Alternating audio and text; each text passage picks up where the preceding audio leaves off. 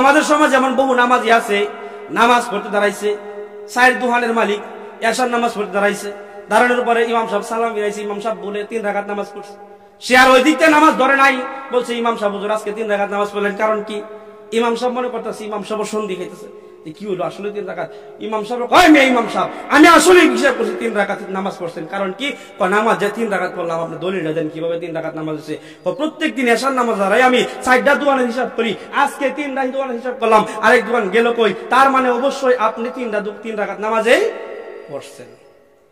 তাহলে চিন্তা করেন, হ্যাঁ কয় নাম্বার নামাজি, কয় নাম্বার নামাজি।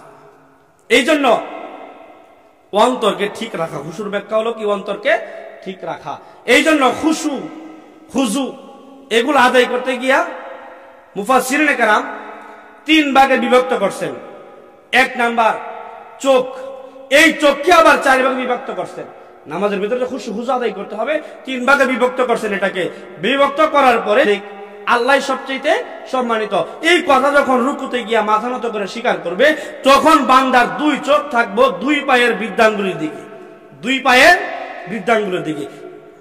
বুঝানোর জন্য বলতেছি, বুঝেন যে হুজুর সুর টুর দিল না, কি ওয়াজ করলো কইতে আয়া। চোখকে আল্লাহ 4 ভাগে, মুফাসসিরিনে কেরাম 3 ভাগে বিভক্ত করছেন। দাঁড়ানো অবস্থায় সেজদার জায়গায় 2 চোখ থাকবে, রুকু অবস্থায় 2 পায়ের বৃদ্ধাঙ্গুলির দিকে চোখ থাকবে। তদ্রূপভাবে সেজদা অবস্থায় 2 চোখ থাকবে নাকের দিকে, 2 চোখ কোন দিকে? নাকের দিকে। আবার যখন বসবে আত্তাহিয়াতু প্রথম বৈঠক, দ্বিতীয় বৈঠক, তাশাহুদ যখন বসবে, প্রথম বৈঠকে শুধু তাশাহুদ পড়বে, দ্বিতীয় রাকাত তাশাহুদের পরে দুরূদ শরীফ, তারপর দোয়া মাসুরা পড়বে। তো এই সময় 2 হাঁটুর মাঝখানে তার চেহারা থাকবে, চোখ থাকবে, 2 হাঁটুর মাঝখানে চোখ থাকবে। তদ্রূপভাবে 2য় নাম্বার বলছে কানকে ঠিক রাখা, কানকে ঠিক রাখা।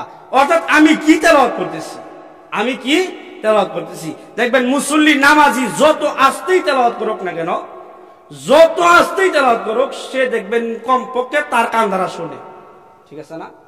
আমি যত আস্তেই তেলাওয়াত করি, কমপক্ষে আমার তেলাওয়াত আমি শুনবো, বা আমার তেলাওয়াত আমি কমপক্ষে বুঝতে পারবো। নামাজি যে তেলাওয়াত করে, তেলাওয়াতটা তার সহি কিনা, তেলাওয়াতটা বুঝতেছি কিনা, তার তেলাওয়াতটা সে নিজে বুঝতেছি কিনা, এটা অটুট রাখা, এটার উপর ইস্তেকামাত থাকা, এটা হলো খুশুর 2 নাম্বার। 3 নাম্বার হলো অন্তরকে ঠিক রাখা, অন্তরকে ঠিক রাখা।